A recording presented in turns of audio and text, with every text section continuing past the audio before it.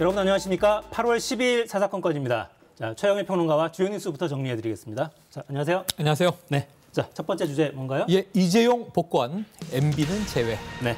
광복절 특사요. 네, 오늘 오전에 광복절 특사에 대한 명단 발표가 있었죠. 이 경제인은 대부분 사면이 됐습니다. 예상했던 대로 이재용 삼성전자 부회장은 사실은 이 국정농단 사건으로 2년 6개월을 형 선고를 받고 지난해 8월에 1년 전에 가석방이 된 상태예요. 네. 그러니까 사면이 아니고 이제 이 5년 동안 취업 제한을 받았거든요. 등기이사가 될 수도 없고 또 해외 출국할 때마다 법무부에 신고해야 되고 그러니까 이런 문제가 복권 그 권리가 회복되면서 완전히 풀렸다 이렇게 볼 수 있겠고요. 또 롯데그룹의 신동빈 회장이라든가 이 기타 기업인들 사면. 하지만 이제 또 생계형 사범이 가장 많습니다. 예를 들면 이제 운전면허가 취소 정지돼 있는 분들. 그리고 또 어업면허가 있거든요. 근데 이제 생계형 어업면허가 이제 취소 정지되는 분들 등 지금 59만 명이 사실은 이제 생계형 대사면 여기에 포함이 됐고요. 그 외에도 이제 노사 협력을 위해서 노사 분규 때문에 이제 있었던 민주노총의 공공운수노조 위원장이라든가 한국노총의 이제 상임 부위원장 그리고 이제 또 현대 쪽의 이제 대표 지금 대부분 노사 8명 정도가 이제 노사 화합 취지로 또 사면을 단행이 됐고요. 이외에도 이제 중소사업자들이 생계형으로 극단적인 상황에 몰려서 이 범법을 할 수밖에 없었던 분들 등 대부분 이제 경제 민생에 초점이 맞춰진 사면 명단이 오전에 발표됐습니다. 네. 관심사는 이명박 전 대통령 등 포함해서 정치인들 과연 포함되느냐 그렇죠. 관심이었는데 빠졌습니다. 그래서 대부분은 이제 이명박 전 대통령 사면은 사실은 윤석열 이 대통령이 한 3차례에 거쳐서 좀 톤다운이 됐어요.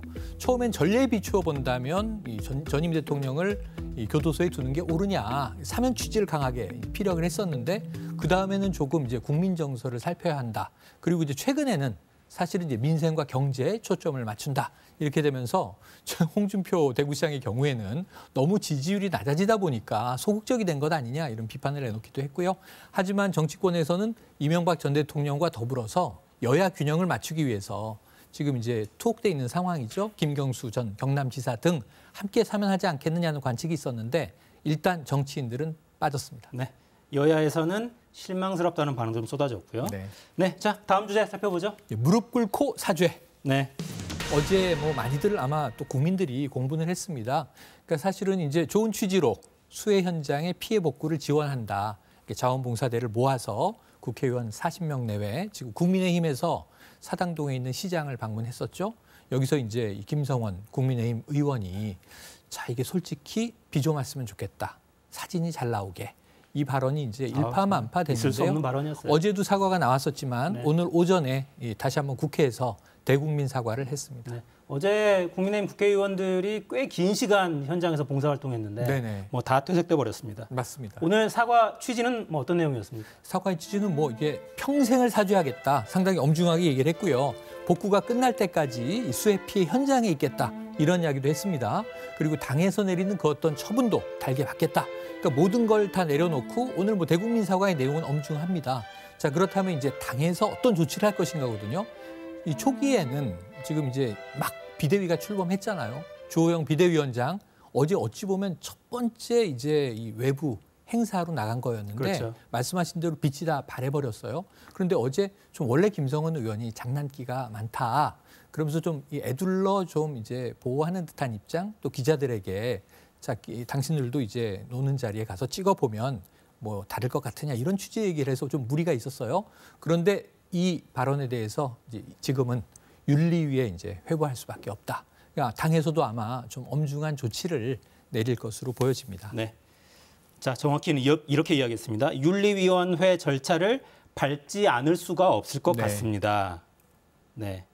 문장이 좀 모호하네요. 절차를 밟지 않을 수가 없을 것 같습니다. 한다는 얘기로 해석은 되죠. 네. 어떻게 할지 좀 지켜보죠. 네. 다음 주제 살펴보겠습니다. 자, 복구 한창. 그런데 더 큰 비 온다. 네. 이 비 소식이 또 있어요. 예, 이게 8일, 9일 뭐 저는 제가 사당동인데 생각만 해도 그날 밤이 너무 두려운 상황이었고 여러 가지 재난이 계속 터졌고 사망자는 또 지금도 늘고 있는 상황이기 때문에 너무 안타까운데 더 큰 비가 온다고 하고 놀랄 수밖에 없거든요. 어쨌든 이제 지금 정부는 피해 복구를 위해서 총력을 기울이고 있습니다. 오늘부터 15일 광복절까지 피해 조사에 들어갑니다. 근데 이 조사 자체는 지금 긴급 재난 지역, 특별 재난 지역으로 선정을 해야 이 지자체를 지정을 해야 사실은 지금 많은 좀 지원을 할 수 있습니다. 그렇죠. 지원도 하고 세금 혜택도 주고. 뭐 지난 정부에서도 이제 재난에 마찬가지였는데 네. 그래서 이 재난 지역 선포를 하고 이 지자체에 정부에서 가능한 지원들을 하기 위한 사전 조사가 월요일까지 있는 거고요. 네. 그리고 이제 이 모든 장비들을 최대한 총동원해서 피해 복구에 이제 총력을 기울인다. 그 이후에는 추석 전에 어쨌든 이제 정부에서 지원 가능한 지원책들을 모두 다 활용하겠다 이런 방침이 나왔습니다. 네, 좀 서두르겠다는 거니까 정부가 얼마나 빨리 움직이는지 좀 지켜봐야 되겠고요. 네. 자, 비 소식이 근데 들어있어서 예. 저희 그래픽 만들어 놓은 걸 좀 보면서 말씀 나눌까요? 지금 보시면 뭐 어제까지 이제 충청권 상당히 또 많은 비가 왔고요. 이게 이제 비구름이 남하했다.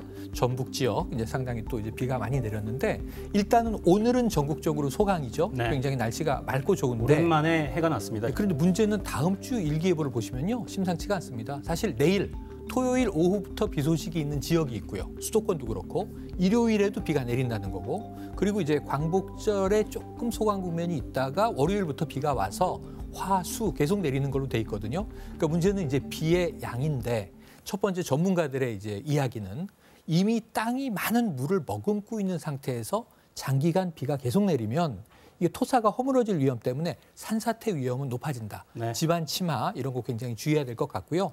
이 비의 양도 최근에 내리는 걸 보시면 뭐 시간당 100mm 그리고 뭐 수도권에도 452mm가 지금 신대방동 최고 기록이거든요. 유의하셔야 될 것 같습니다. 네, 조금 전에 그 기상도 만들어 놓은 그래픽을 다시 한번 좀 볼까요? 네. 자, 태풍의 태풍 길이 있죠. 될 수 있는 통로가 또 저기가 됩니다. 지금 7호 태풍 무란이 있는데 지금 베트남 하노이 동북동 지역에서 소멸했습니다. 이게 열대성 저기압으로 바뀌었는데 문제는 뭐냐면 품고 있던 수증기를 내밀었는데 이 수증기가 또 우리나라 지역으로 넘으면 수증기는 차가운 전선과 만나면 비가 됩니다. 이 위험성이 있고 다만 이제 기상청이 이제 이야기한 것 중에 좋은 것은 그동안 고기압이 갇혀 있었어요. 블로킹 현상이 있었는데 이건 해소되면서 13일부터 해소가 되면서 조금 풀려날 것 같다. 그런데 문제는 지금 8호 태풍이 또 생겼습니다. 네, 메아리라고 하죠. 네, 메아리인데 이것은 이제 일본 도쿄 남남 서쪽 한 700km 밖에 있었는데 지금 대략 보면은 광복절 15일경에 삿포로 근처에서 소멸될 것으로 예상이 돼서 우리나라엔 큰 타격이 없을 것 같은데 직접 영향은 없을 걸로 보이는데 수증기들이 문제고요. 그리고 우리가 이제 최근 들어서 기상을 보시면 8월 중후반부터 9월 추석까지 가을 태풍이 잦게 올라옵니다. 앞으로도 안심을 하기에는 조금 대비가 필요한 상황으로 보입니다. 네, 북태평양 고기압이 이렇게 확장하고 있고 그 모서리를 따라서 이렇게 태풍들이 올라오게 돼요. 네. 한동안은 긴장을 좀 늦추시면 안 되겠습니다. 자, 다음 주제 살펴보죠. 내일은요. 택배 없는 날입니다. 네, 택배 보내실 계획 있으시면 예. 참고하셔야 됩니다. 보내거나 받거나 좀 긴급한 택배는 뭐 보통 이제 당일 배송, 뭐 내일 배송 이런 네. 것들이 있는데 내일은 조금 마음을 내려놓고 기다리셔야 되고요. 그 모레는 일요일, 월요일은 광복절, 공휴일.